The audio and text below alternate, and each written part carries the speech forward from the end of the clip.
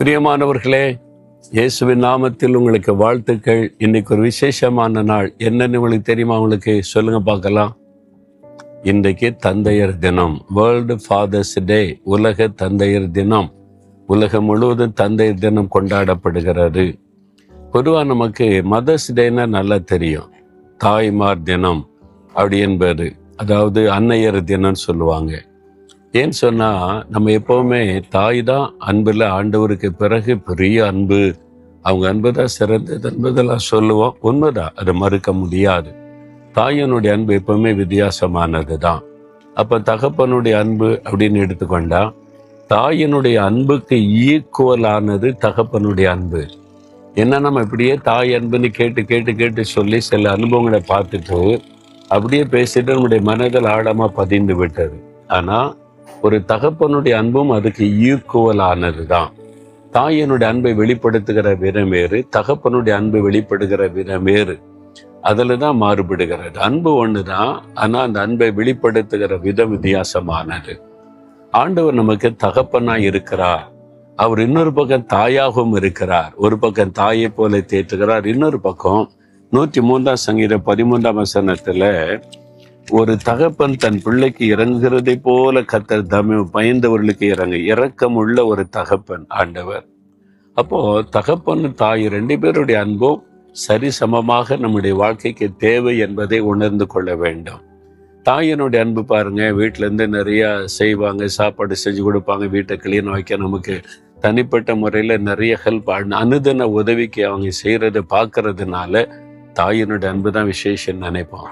தகப்பனார் வெளியில போய் வேலை செய்யறார், சம்பாதிக்கிறார், வெளியே தெரியாத நிறைய காரியங்களை தகப்பனார் செய்து கொண்டு இருப்பார். ஒரு சில தகப்பன்மார் குடிச்சு வெறிச்சு அரிக்கிறாங்க, அது காரியம் வேற. காமனா நீங்க பார்க்கும்போது தகப்பனுடைய அன்பு எப்படிப்பட்டதுன்னா, ஒரு எதிர்காலத்துல என் பிள்ளைகள் நல்லா இருக்கணும், என் பிள்ளைகள் உயர்ந்த நிலைமையில இருக்கணும், அதனால தகப்பன் பிள்ளைகளை படிக்க வைக்கிறதற்கு ஸ்கூலு காலேஜ் தேடி தேடி பார்த்து அதற்கு உதவி செய்கிற காரியத்தை செய்வார். தாயனுடைய அன்பு எப்படின்னா, அன்னன்னைக்கு பிள்ளை நல்லா சாப்பிடணும், நல்லா ஆரோக்கியமா இருக்கணும், படிக்க முடியல அப்படின்னு திட்டாதங்க என் பிள்ளைய அப்படின்னு தகப்பனை கடிந்து கொள்ளுவாங்க. ஏன்னா இப்போ நல்லா இருந்தா போதும், அவன் சாப்பிட்டுட்டும், அவங்கள துக்கப்படுத்தாதங்க, அவங்க எப்படின்னா இருந்துட்டு போட்டோம், என் பிள்ளை தானே அப்படின்னு சொல்லுவாங்க. இது நமக்கு நல்லதா தெரியும். தகப்பனுடைய அன்பு கொஞ்சம் கண்டிப்பான அன்பு, சிட்சிக்கிற அன்பு. கொஞ்சம் கோவப்படுவாங்க, கண்டிப்பாங்க, சரிப்படுத்துவாங்க. ஏன் அங்கே போன, ஏன் இந்த நம்ம அவனோட சேர்ற, அது உனக்கு ஆபத்துன்னு சொல்லுவாங்க. இது நம்மளை பாதுகாக்கிற அன்பு. எதிர்காலத்தில் நம்ம எப்படி இருக்கோன்னு விரும்பி அதற்கேற்றபடி செயல்படுகிற அன்பு தகப்பனுடைய அன்பு. நம்ம அதை புரிந்து கொள்வதில்லை.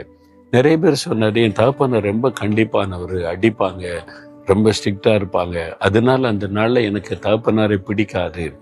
ஆனா இப்ப நான் உயர்ந்த நிலைமையில இருக்கிறேன், நல்லா படிச்சு சாதிச்சிருக்கேன்னா என் தகப்பனாரு தான். அவங்க கண்டிப்பா இருந்ததுனாலதான் நான் இன்னைக்கு படிச்ச நல்ல மனிதனாய் நல்ல உயர்ந்த நிலைமைக்கு வந்திருக்கேன்னு சொல்லுகிற பலரை நான் பார்த்திருக்கிறேன். அப்ப என்ன அர்த்தம், அந்த நேரத்துல அந்த அன்பனுடைய வேல்யூ நமக்கு தெரியாது.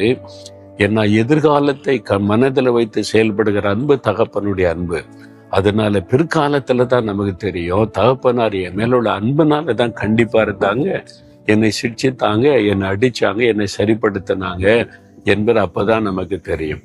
ஆண்டவர் அப்படிதான். ஒரு பக்கம் தாயை போல தேற்றுவார், இன்னொரு பக்கம் தகப்பனை போல சிக்ஷித்து சரிப்படுத்துவார். 2 அன்புமே நமக்கு தேவை. அப்ப ஆண்டவரும் நமக்கு தகப்பனை போன்றவர். ஒரு தகப்பன் பிள்ளைக்கு இறங்குவதை போல நமக்கு இறங்குவார். நம்ம தப்பு பண்ணிட்டோம், ஒரு பாவம் செய்துட்டேன்னா, அப்பா என்னை மன்னிச்சிருங்கப்பா, நான் தெரியாம இந்த பாவத்தை செய்துட்டேன், உங்களுடைய வார்த்தை கீழ்ப்படியாம போய் அகப்பட்டுட்டேன், என்னை மன்னிச்சிருங்கன்னா உடனே அவர் இறங்குவார். நான் உன்னை மன்னிக்கிறேன், வா, நான் உனக்கு பாதுகாப்பா இருப்பேன், உனக்காக நான் பேசுவேன்னு சொல்லி அரவணைத்து கொள்ளுகிற ஒரு அன்பு. அதனால இயேசு கிறிஸ்துவுடைய அன்பை நீங்க ருசித்து, ஒரு பக்கம் தாய், இன்னொரு பக்கம் தகப்பனா எனக்கு இருக்கிறான்னு சொல்லுங்க.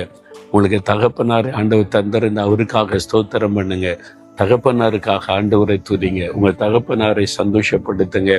அவங்க உங்களை கண்டிச்சதை நீங்க தவறா புரிந்து கொண்டேன், நீங்க எனக்கு நல்ல தகப்பனார்னு அவங்கள்ட்ட சொல்லுங்க. அவங்களுக்கு ஒரு தேங்க்ஸ் சொல்லுங்க. அதை பார்த்து அவங்க மகிழ்ச்சி அடைவாங்க. இன்னைக்கு இப்போ உங்க அப்பாவுக்கு நன்றி சொல்றீங்களா? அவங்க செய்த நன்மையான காரியங்களுக்காக துதிக்கிறீங்களா? அவருக்கு நன்றி சொல்லுங்க. ஆண்டவரும் உங்களுக்கு தகப்பனா இருந்து நடத்துவார். அப்படியே சொல்லுங்க, தகப்பனே நீங்க எனக்கு எப்பவுமே தகப்பனா இருக்கிறீங்க, சிட்சித்து போதித்து கரெக்ட் பண்ணி என்னை நடத்துறீங்க, ஸ்தோத்திரம். எனக்கு தந்திருக்கிற நல்ல அன்பான தகப்பனாருக்காய் ஸ்தோத்திரம்.